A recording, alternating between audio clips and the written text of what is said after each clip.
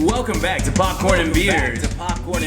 Your butter on top. Have your butter on top. Steven Spielberg's Disclosure Day, and of course, my drunk classic from the '80s, Overboard. Let's go.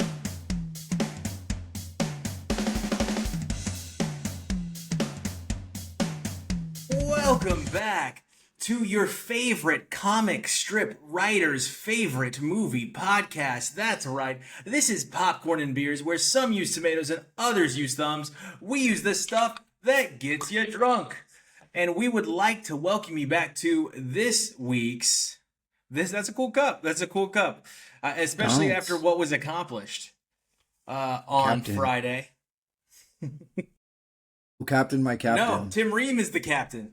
Tim Ream is the captain, but he is our star. He is our best player. Yeah. He was the captain last cycle, and I think that was a little too much pressure. But we got to get to what this show is about. That is a different show, Jordan. I will get to that on The Sad Fan. Gone for 2 weeks. That's because so much was happening with the Knicks and with Team USA and the World Cup. But we had a Steven Spielberg drop with Disclosure Day, starring Emily Blunt, Wyatt Russell, Coleman Domingo, Ewan McGregor, just like a cast of characters. Everyone that you can think of or name has a cameo or baked cookie somewhere on this film, right? And it was so hot. Hansel's so hot right now. It was so hot that you couldn't get to it because it was an exclusive. Yeah, was it? Is that right? I don't know. That's what you told me. I'm throwing it to you, Jordan. You said it to me. You said you think it's an AMC wasn't playing exclusive. at my local. It wasn't playing at my local theater for some reason. I'm like praying that like nothing's going on with my local theater. Like they're not getting new movies or something. That would be awful. But yeah, it was playing at AMC, but not at my theater for some reason. So it's a bit of a trek to get to the AMC. That's a couple towns over. So yeah. How far are you from Lodi up there? That's a big theater. Over like hour and a half. What town would you have to go to get to the AMC? Brentwood. Oh. Yeah. Anyway. I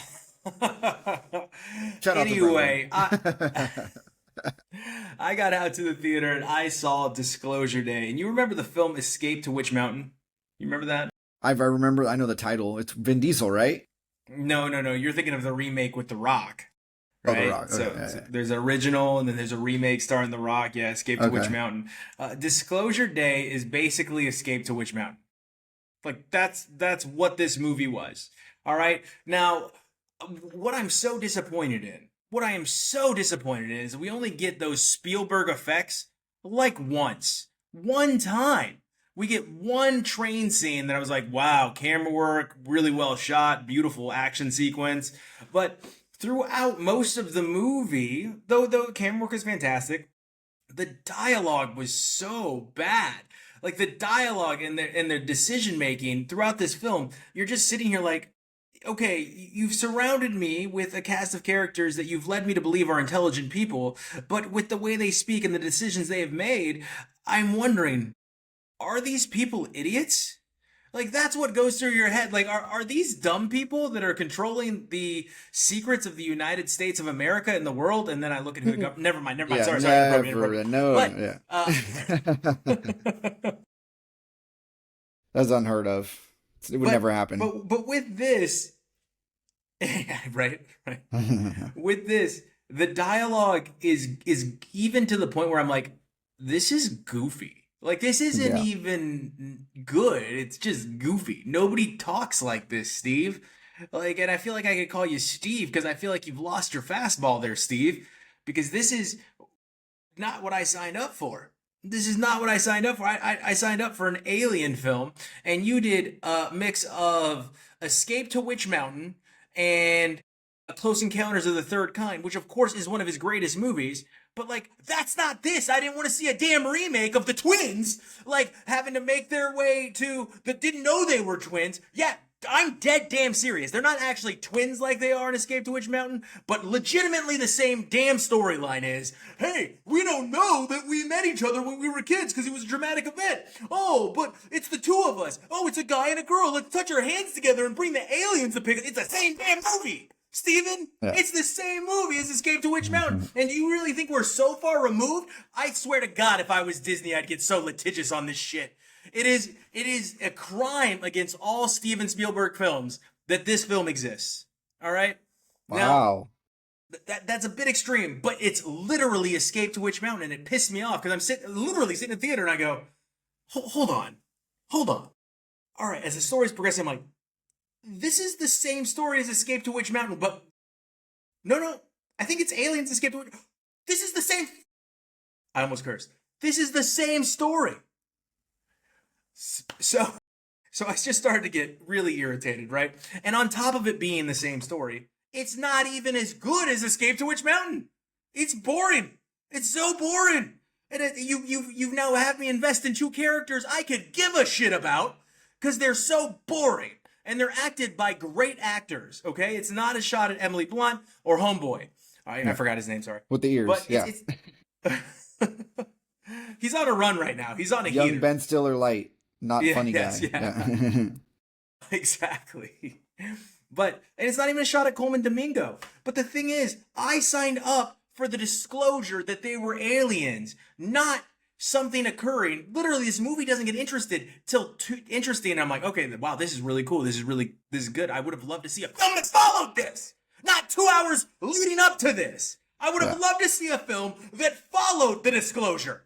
What happens post-disclosure? And I get, well, I'm trying to make a metaphor to tell people to listen to each other, and then we don't have to have...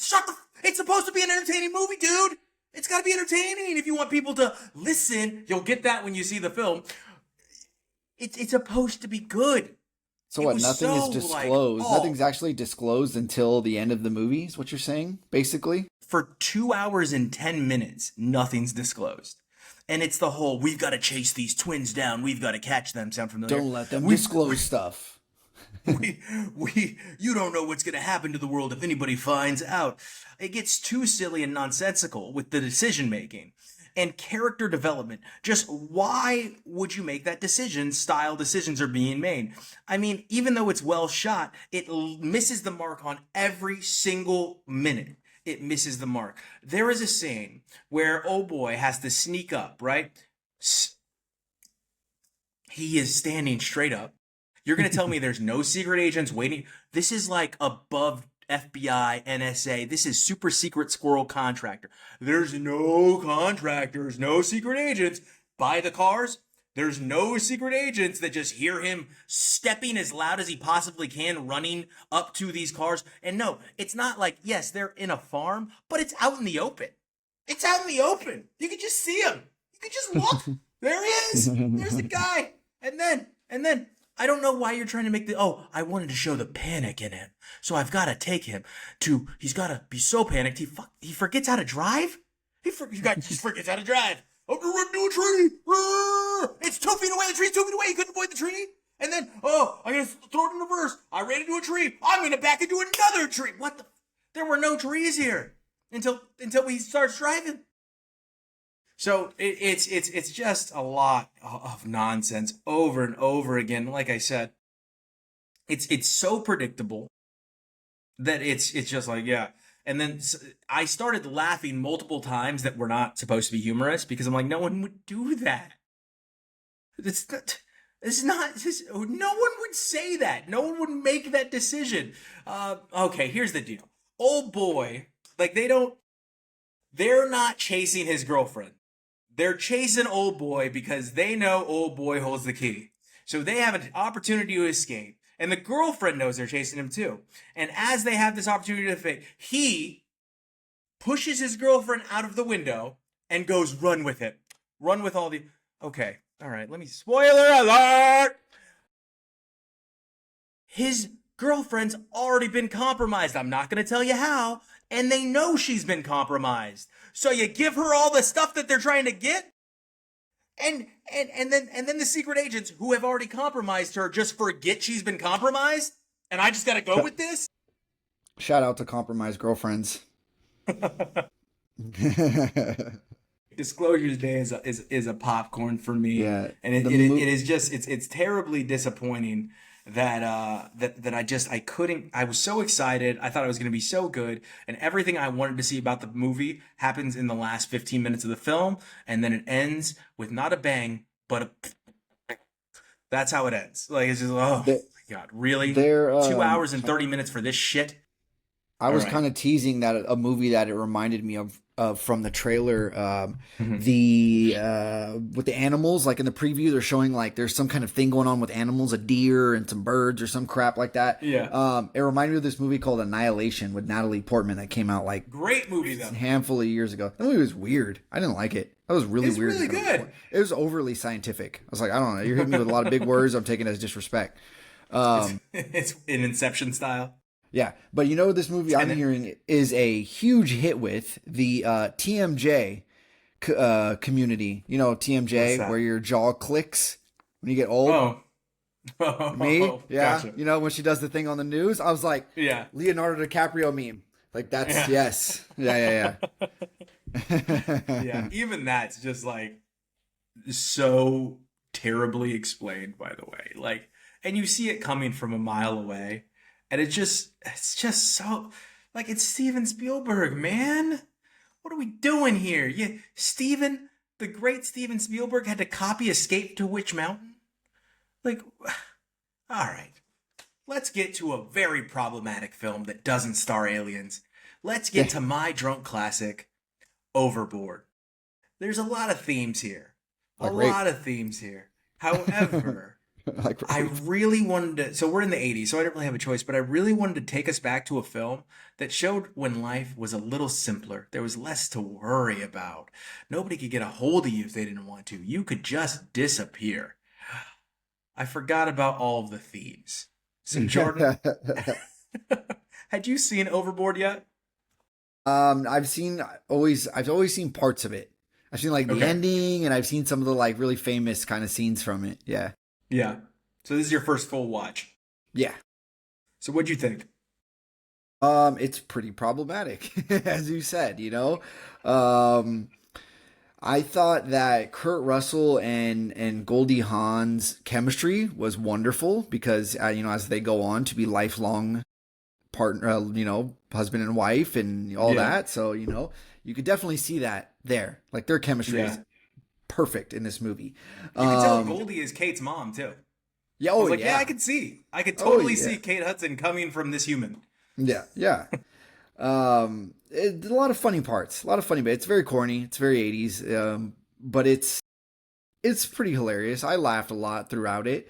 The sounds she makes when the dogs are all over her, like and then she's sleeping on the couch. It's like, it's so corny. The husband when he abandons her and he's partying with yacht girls and he's like, I'm so virile, I'm so rich. They're just like all over him. What's Hilarious funny is stuff. that guy like plays. I think that's the dad of Lorelai from Gilmore Girls. I've never seen an episode of Gilmore Girls. Oh. I'm too old a reference for me. I know Like the show, basically he's like a dignified person in every other role he's ever played, and in this he's like a sleazeball. but yeah. And to come to find out, the riches and stuff, you think it's his, but it's actually hers, which was a Yeah. big like part of the movie. I was thinking like, why doesn't he just leave her if he doesn't Yeah. want to be with her? You know what I mean? Like, I don't Mhm. know.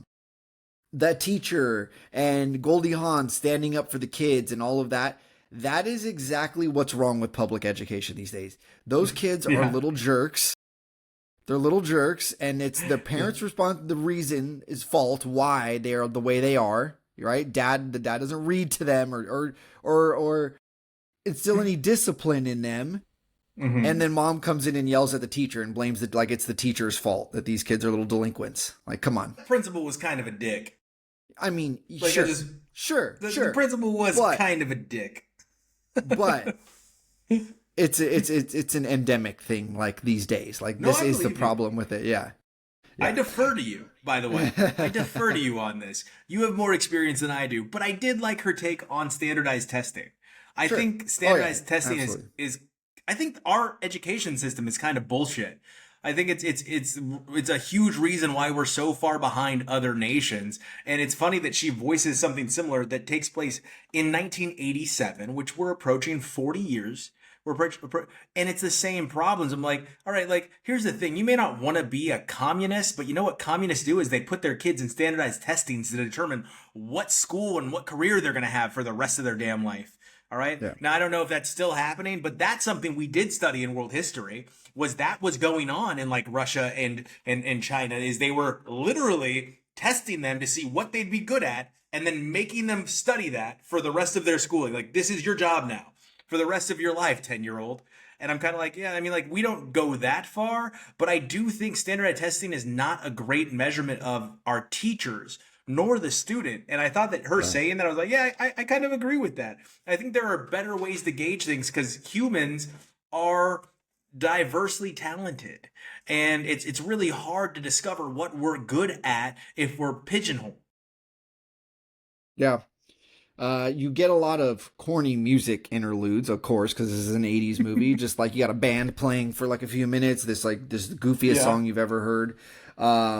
One montage literally lasted like 10 seconds. And I can't remember what the montage was, but it's like they start the music and then it was over. And I was like, oh, that was the montage. So unnecessary. Yeah.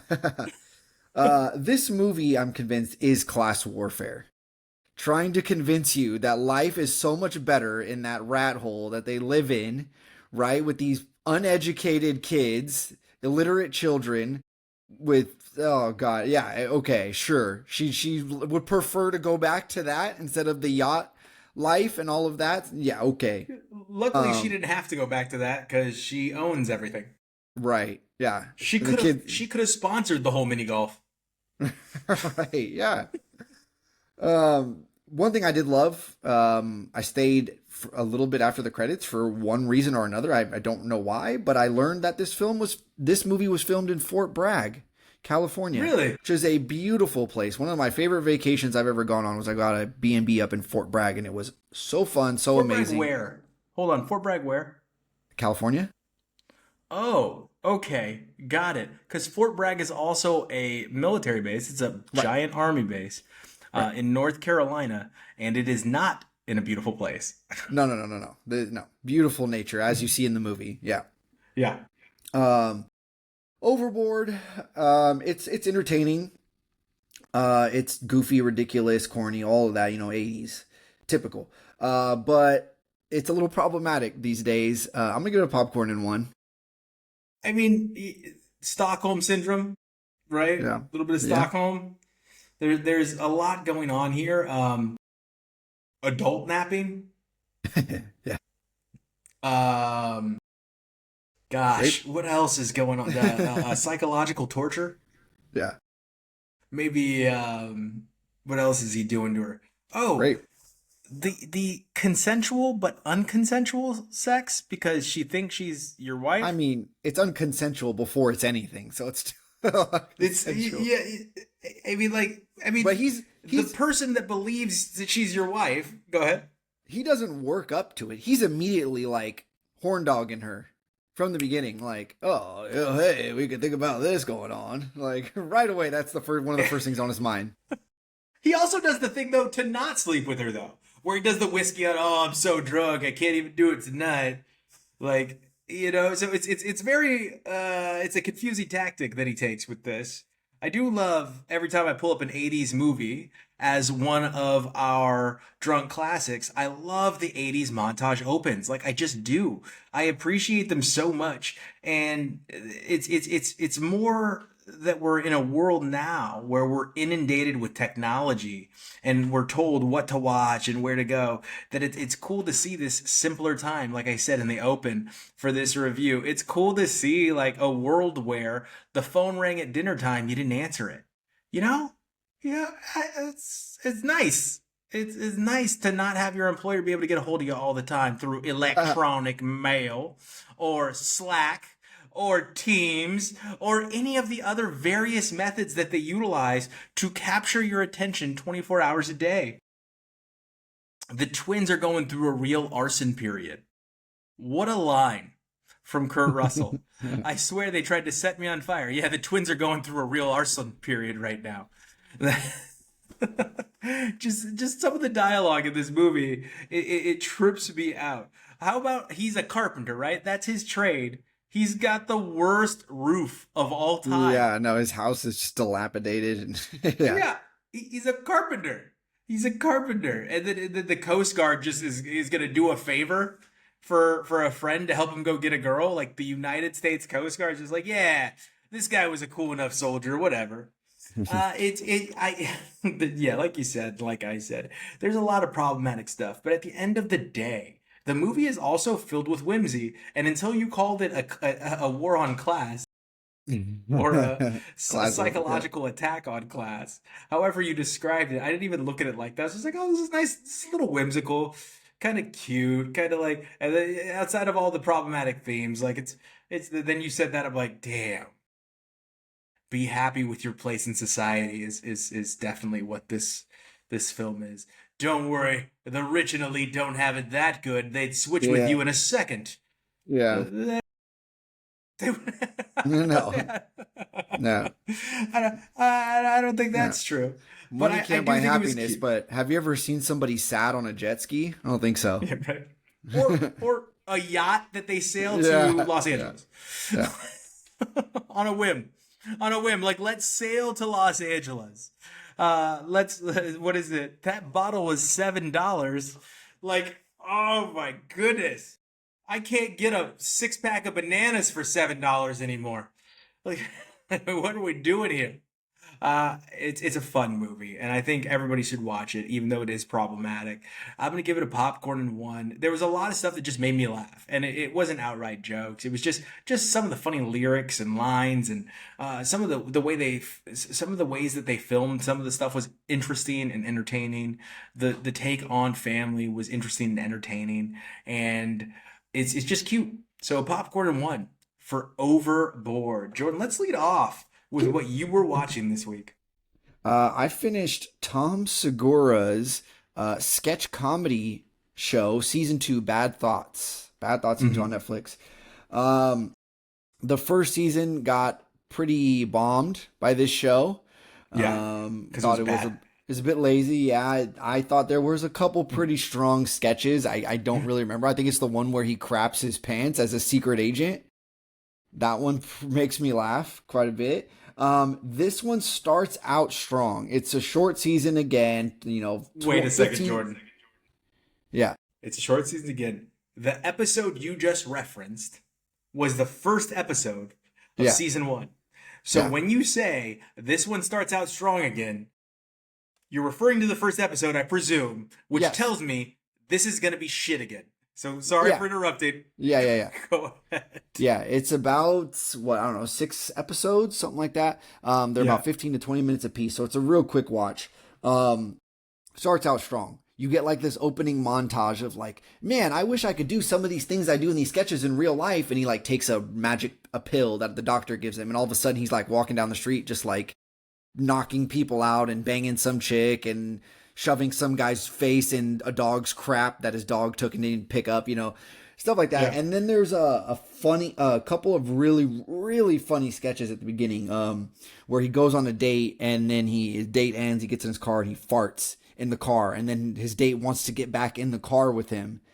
Hilarious sketch, the way it rolls out. And then one where that's the old elevator sketch though, where somebody gets off the elevator and then you fart in the elevator and then, oh sorry, wrong floor, and they get back in the elevator.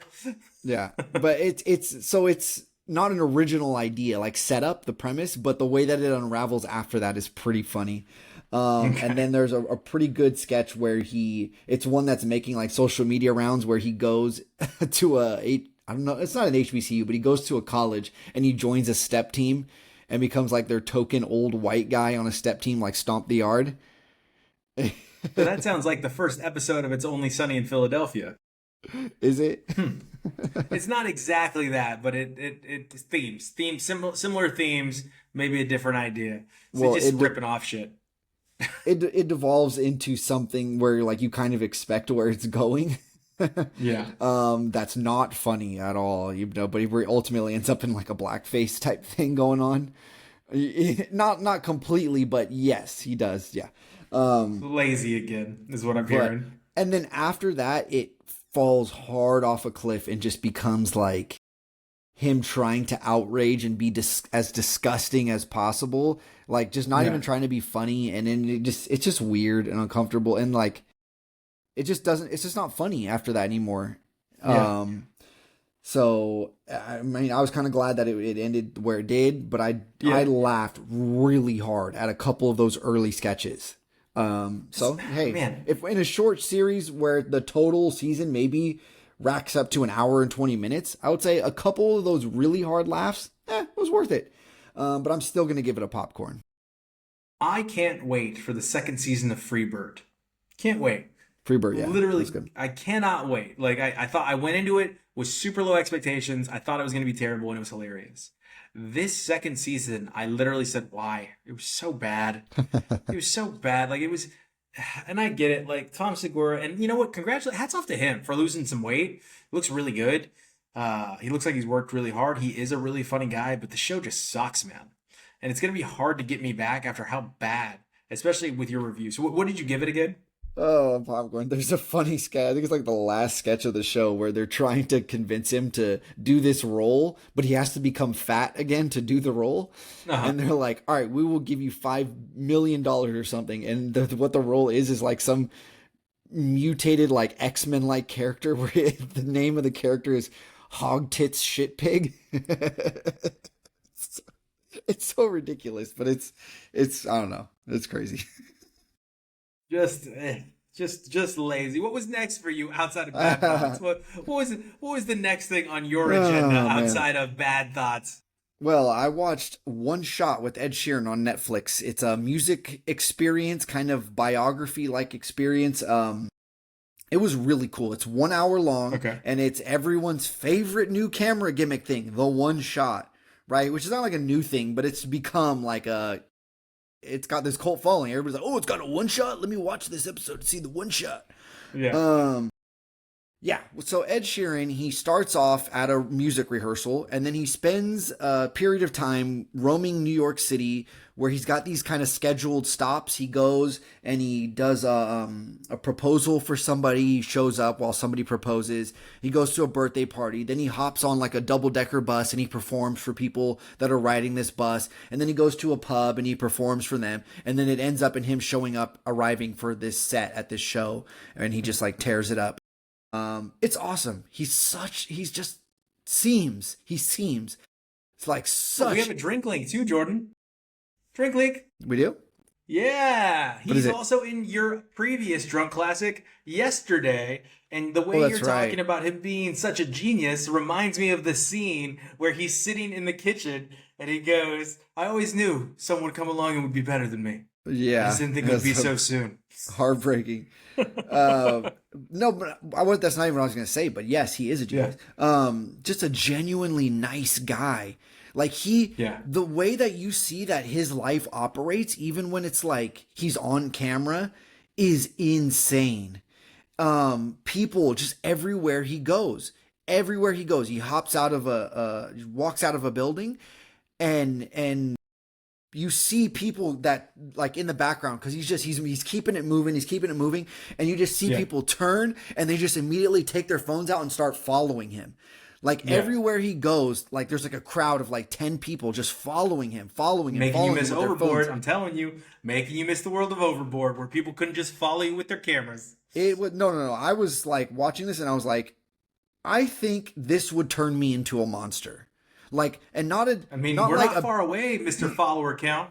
not Like like you're a getting us up rude there. not like a rude person, but this would make me Yeah. 10 times of all of the worst parts of my personality. I think like I would be just the fame monster if this were me. Yeah. Like I couldn't Okay. not yeah, but he's just so gentle and so polite and so cool with everybody just like I think maybe when you all were over. younger, sorry. I think maybe now you got a kid, you've been married for some time, you're a teacher. Like if you took off today, I think you'd be pretty level-headed about it. Okay. You don't think so? You think there's still that little streak? You gotta show them that the old guy still got tricks because you're not young anymore, homie. But I feel like the world owes me something. No, I'm just kidding. So there's a In a contender. hilarious moment. There's a Yeah. hilarious moment in just his awkward kind of pluckiness is where Yeah. he's trying to show up at this birthday party event, and it's on the top of this very tall building in New York. He's got to get to this balcony patio area, and he gets on an elevator with this really old Mhm. like Asian businessman, like in a suit and everything. So he's got to go up like 15, 20 floors, and he's just in the elevator with this guy who has no idea who he is. And they stand in complete silence, and you just watch their eyes as they're like, and he's like got a guitar, he's got a camera crew. It is so funny. It is so funny in this. Like, I was dying watching this scene. This is a palate cleansing kind of day. It really makes you just want to get up and just go have a nice day with like outside and interact with people. It's very positive. I loved it. I recommend it. Go watch it. If you're not a fan of Ed Sheeran, you probably will be after you watch this. Popcorn at 3. Popcorn and 3 for Ed Sheeran one shot. So fun fact, I worked really close to where Ed Sheeran lives, uh, in when I was working in England. And for a lot of the people I work with and that work in the same area, they all go around like over the summer. He does a concert, like a free concert, like every summer. And like they always like everybody I know goes out to it, and it's like at his mansion or something, like in his like big yard. He like has a huge concert, and like tons of people go to it. Like I've seen videos from it. I've never made it because I worked about an hour away from my house. And like I'm just not gonna do that. Like I drive an hour to work every single day and an hour home. Like I'm not. But your videos are great. But yeah, he does it for free for his community. So it's for his community in Ipswich, Yeah, and it's I think it's a pretty he's cool thing. amazing. Yeah. Very talented dude.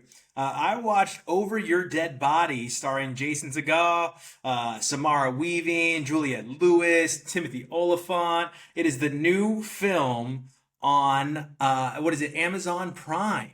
All I think right, and so. it is a fun movie. I just love Samara Weaving. I'm so happy she's getting a moment. Like I Do you? really am. And she's like, at first I was like, oh look, it's Nicole Kidman light. Like I'm Really? dead serious. Like I was like, oh okay, yeah. Okay. It was like she's basically like poor man's Nicole Kidman. I got I get it. I got a poor man's, and it's probably insulting to say this because they're both relevant right now, but Margot Robbie or who's the other girl from Joe Dirt? Presley, Jamie Presley. Oh, Jamie Presley, I think it's Jamie Presley. Yeah, yeah, I know who you're talking about. No, I it's do the like same her, and she's person. entertaining, and she's super relatable. If you ever see her like come across your feed on like Instagram or something, she's funny because she talks about how she has to bring her PlayStation 5 everywhere she goes, like on every shoot, and she's like, I feel bad because it takes up like half my suitcase, and it makes my suitcase really heavy, and they've got to take it to my trailer, and then people will invite me out, and she's like, and I'll be like, no, I'm playing Assassin's Creed, like, and I was like, that's It's awesome. that's a super relatable human being. And you kind of get that in this film with her character, where he goes, there's a funny scene where they're at dinner, they're fighting, and he goes, I married someone that would support me. And she goes, I was marrying somebody that wasn't going to be a little bitch. Yeah, Like, I wouldn't have married a man. And it made me laugh so hard because yeah. I I'm do about wonder halfway. how often. Go ahead. I'm about halfway through this movie, and you're talking about the dinner with the argument over ceviche. I love a Yeah. ceviche. Yes. Yeah, yeah, that's great. Yeah, I've literally never seen you order ceviche. I order it at the places where it's good. You're such a she says he's such a female body part. He can't even touch steak with his bare hands. And that made me laugh too. It's got the Dean of Mean, Keith Jardine in it as well, Was playing a that pretty him? funny character. Yeah, that's who that is. That's And funny. they so I don't know if you've gotten to the part where they play the prison game yet. Have you gotten to the prison game? I don't think no, Ooh, and it's no. a problematic scene. But It is funny, and I shouldn't have laughed as hard as I did, but I do miss crude comedy, and I am aware it's just a movie, so everybody should frickin' relax, because it was a funny concept, and it made me laugh. Like, yes, is it problematic? Absolutely. Is it real? No! They're doing it for comedic purposes. I'm sorry for the stereotypes that are probably partially true, but it was funny, okay? And I laughed really hard at it, like, too hard. And I was the whole time I'm laughing, I was like, I know I shouldn't laugh at this. I know this is such a problematic like piece of cinema. Like Timothy Olyphant is really funny and heartless and like just DGF through the whole. I thought it was Josh Duhamel. Joshua Duhamel. Yeah, that's who I thought it was. The same guy. Did you really? Same guy. You never seen him in the same room. Famously, they always get confused, right? Yeah. It's a Bill Pullman, Bill Paxton situation. R.I.P. But yeah, one of those situations. It takes off really, and of course it's like roses, where you know they're gonna fall back in love with each other through everything. Like you know it. Like that's not a spoiler. But the series of events, like it's not too goofy where you're like, okay, it's a little silly, it's a little stupid. It's just serious enough to keep you engaged. It has some fun action, not ridiculous action. Like you're always aware these are two normal people. They're not like. They don't all of a sudden know martial arts, and they even make fun of this at the very end. Kamal Nanjiani, man, congratulations on that body, dog. Like, good for you for maintaining it. That shit takes work. It is hard. I don't. Like, it's hard for me to get up for it for the summers anymore. So good for you, Kamal. Like, all for a Marvel franchise that they shake in, and now he's just like, well, this is me now, and I accept it. Yes, I need to watch his stand-up on Hulu, because apparently like he goes into it and talks about it a little bit, and he's like, now I maintain it out of spite. Yeah. You think it's easy living like this? But no, he looks fantastic. They do just a really funny take on like what they could have done with it, with like at the very end of the film, but they don't do that in the actual movie, which I really appreciated. They talk about creative ways to off people, which was funny because you're literally trapped with 3 prisoners that were in a high risk or a high security prison for offing people, you know? So when you consider that, they just play it really well, and it wasn't too much. It's a popcorn in one film. It's gonna make you laugh. It's problematic for sure, but I mean, the way they were going to take out each other when they both realize it, and they're trying to prove who the better actor is. Have you gotten to that scene yet, where they're at the table trying to show who the better actor is? Should they get caught by the police in their attempt to off one another? But in actuality, though, like that's one of my hardest like points of this movie is the acting. I thought that they're both awful. Jason Segel overacting everything with his face. Like everything is just crazy over the top. And then Samara Weaving, who over verbally acts. Everything she's just very over enunciative, even with, you know, her Australian accent and all that. It's just like, it's a lot to take. But they make fun of that. He talks about that. Yeah, he does. How you're so belittling with your stupid accent. Yeah, everything sounds mean. Yeah, it's funny. I thought it was funny, like her, like, and you know what, like, not like we've talked about this with 4 seasons in relationships, but like not every relationship gets to that point. But it is funny where she's like, "It's 1 o'clock, baby," and then she's like, "Whatever, I'm hilarious," and just walks away. I was like, I think that every relationship has those things that one of the people says that they've been saying forever, and the other person's like, "Yeah, funny." Because you've heard it for 10 years or 12 years or 15 years. The Scrabble scene is pretty funny too. I'm like, that's me. Yeah. Like he knows the words that just get you, that just are the most points that aren't real words. Yeah. Doesn't matter. It's the rules. Yeah. It doesn't matter. All right. So a popcorn and one for me for Over Your Dead Body over on Amazon Prime. What was next for you? I got to watch last week's Butter on Top Scary Movie 6.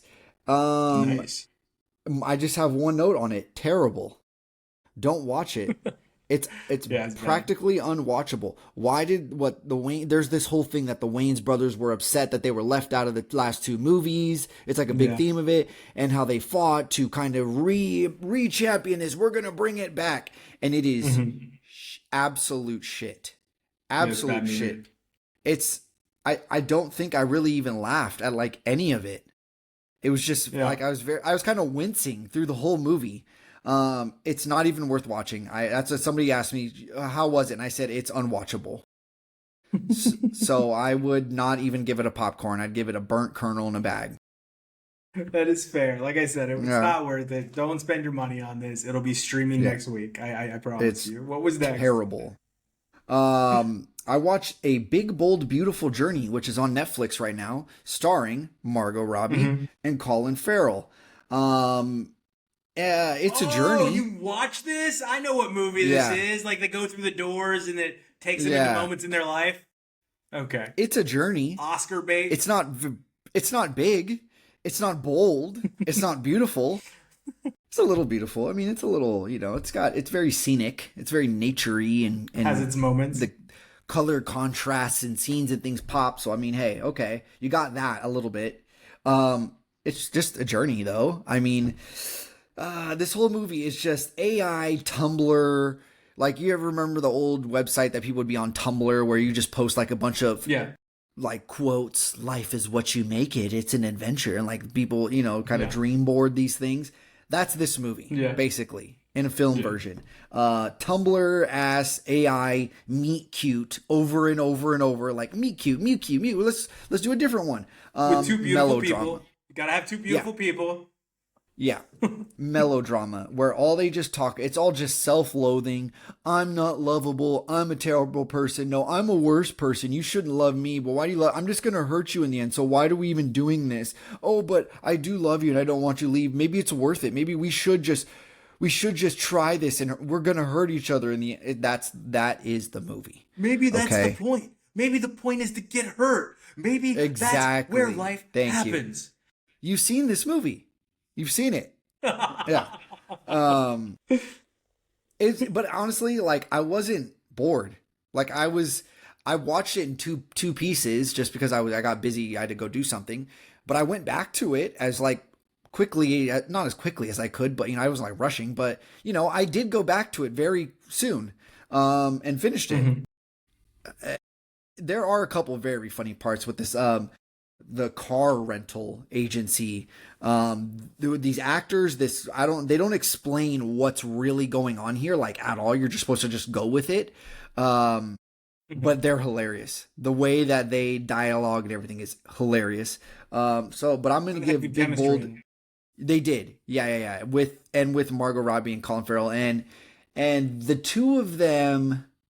It's just hard to read whether they have actual good chemistry. I would say Colin Farrell is just charismatic in general. Yeah. Margot Robbie's character is just really like annoying, just the way that they write her. She does the majority of the like, oh, I'm just gonna hurt you. I'm a cheater. I'm this. I'm that. It's majority on her character, but he's also kind of a whiny little prick.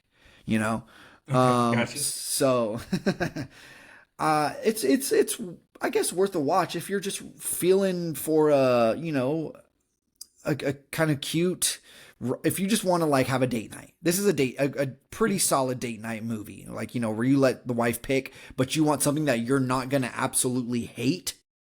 This is for you. Okay. So I give Big Bold Beautiful Fair. Journey. I'm probably still gonna give it a popcorn. Still popcorn. Couldn't climb Yeah. its way out. I watched a Yeah. doc. I did watch a documentary. This is one I've had my eye on for a bit. It's Untold Chessmates. Okay. Yeah, And I've it's been wanting to watch with this.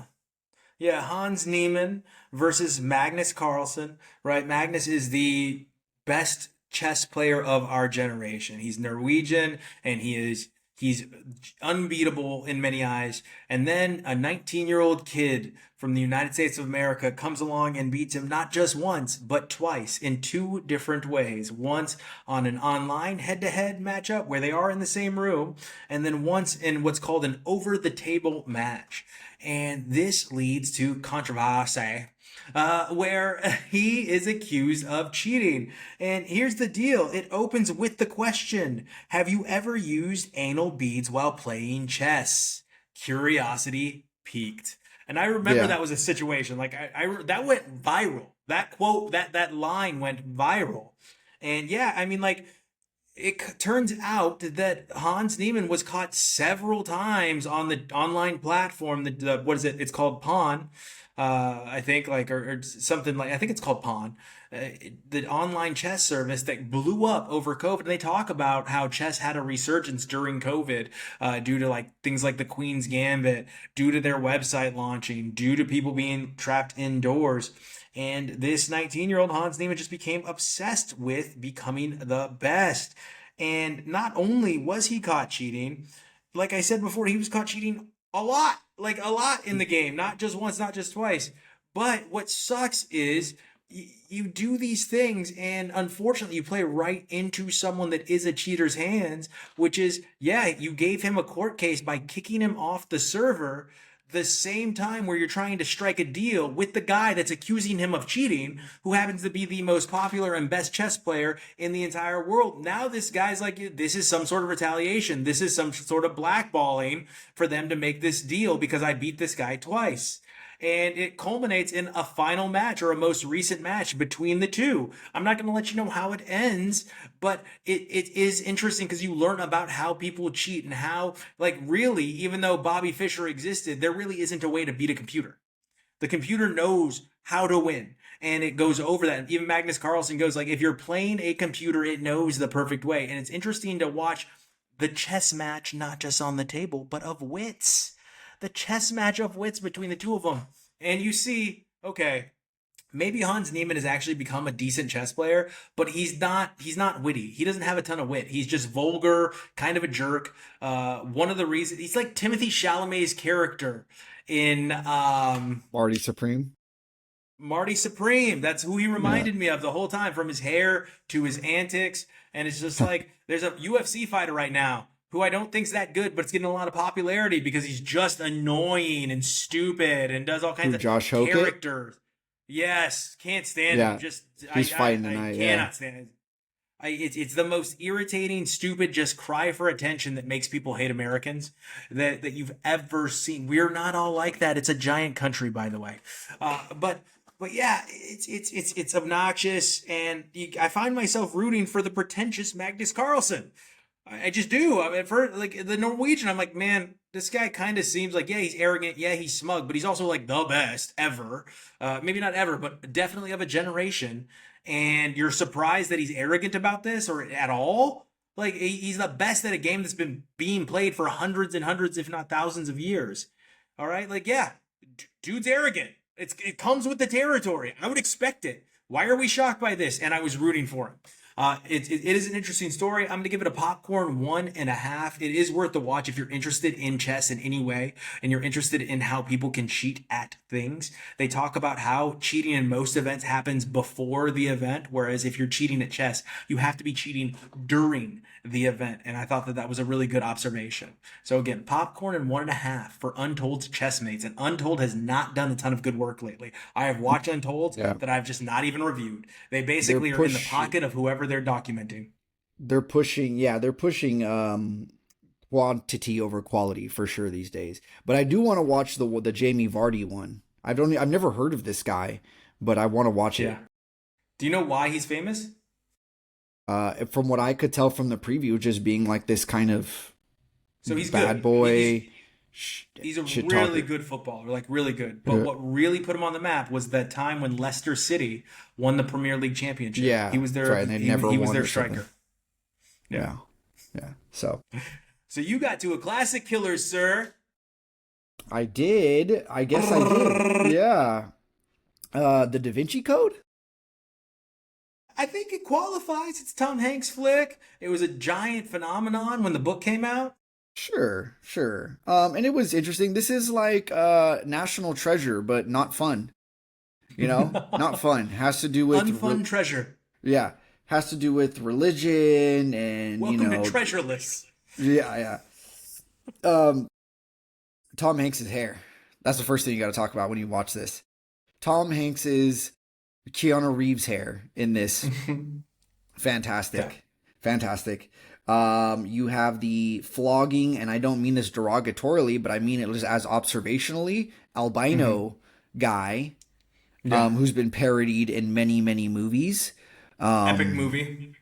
Yeah. Yeah, and that's all I could think of because I'd never seen this movie. Oh, It's all really? like no, I'd never seen it. Yeah, it's way too Okay. long, and I just always heard bad things. I heard that it's not good. Yeah. Um, Does all I heard was it didn't do the book justice, but I never read the book, so I was kind of like, I mean, it wasn't a great movie, but like it's an entertaining story. sure, sure, yeah, it has enough to pique my interest. Like I sat through this in one sitting. It's about Yeah. almost 3 hours long, and I sat Yeah. through it in one sitting because I was pretty, I guess, say riveted. Like I was into it for sure. I wanted to see where this conspiracy was going to go next. But let me get back to the flogging albino guy, right? Okay. He wears Okay. robes and he's like, odd. But somehow he like uses guns and drives cars and stuff. It's just like pick a lane, bro. Are He's you the like twins old from the timey? Matrix. Yeah. Like which lane are you in? Are you like an old like monk guy? Like you should be Yeah. killing people with like a wooden stake or something. Like I don't know. But instead he uses like a Glock and drives a I don't know. Yeah, so that was weird. That was a confusing aspect of this movie. Hmm. Okay? This Pick a movie lane. also feeds so hard into like conspiracy. Like I have a very big feeling why like this was a precursor to this rabbit hole of like QAnon people, Yeah. distrust in government institutions. I get like all the church stuff and the secret societies and stuff. Like I'm sure that exists to some extent. Yeah. And a lot of the narrative behind like, oh, the whoever is the government has a large control over what was put Information. into the Bible and information and all of that, like at the time. Yeah. And the Today. the motivations behind different things, that Yeah. is rooted, I think, in a lot of reality. But it's just like the payoff is like, okay, so what? Yeah. So There's a what? sequel. Yeah, I know, and it actually is the best. Angels and There's Demons. there's three. There's three Is there a films. third one? Yeah, it's called Inferno, and it got bombed. This movie Oh, got absolutely bombed. And yeah. Angels and Demons they all got bombed. But Angels and Demons, the sequel, has a slightly better rating than all the rest of them. So I may watch that one I don't know if I've eventually. seen Inferno. Yeah, it came Hmm. out. It was not that long ago, honestly.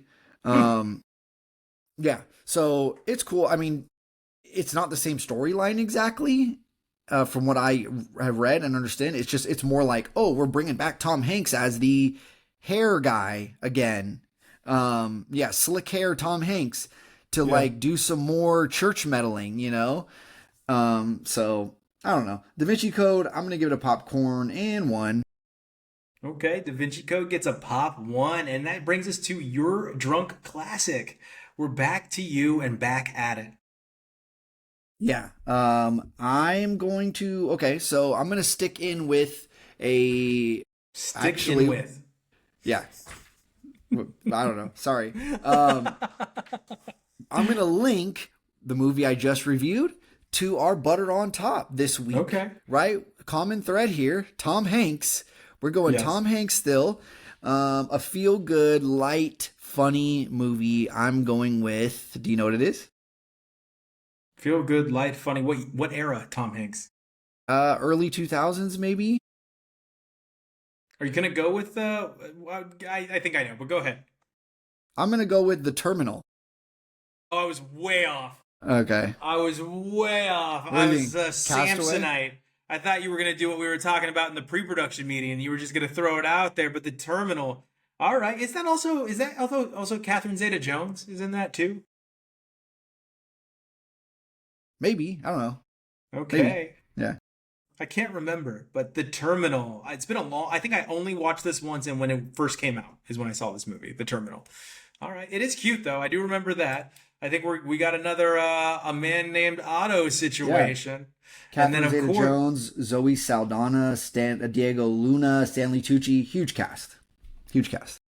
so we got a three-way link with the movie you just reviewed in the Da Vinci Code, your drunk classic in Terminal, and the butter on top. And I'm not going to say the final chapter because who the hell knows anymore. But we are all back in the toy chest to witness Toy Story 5 with the villain being the tablet. As always, As it should be. we appreciate you joining us each and every week. And we'll see you at the movies. You get the popcorn. We got the beer.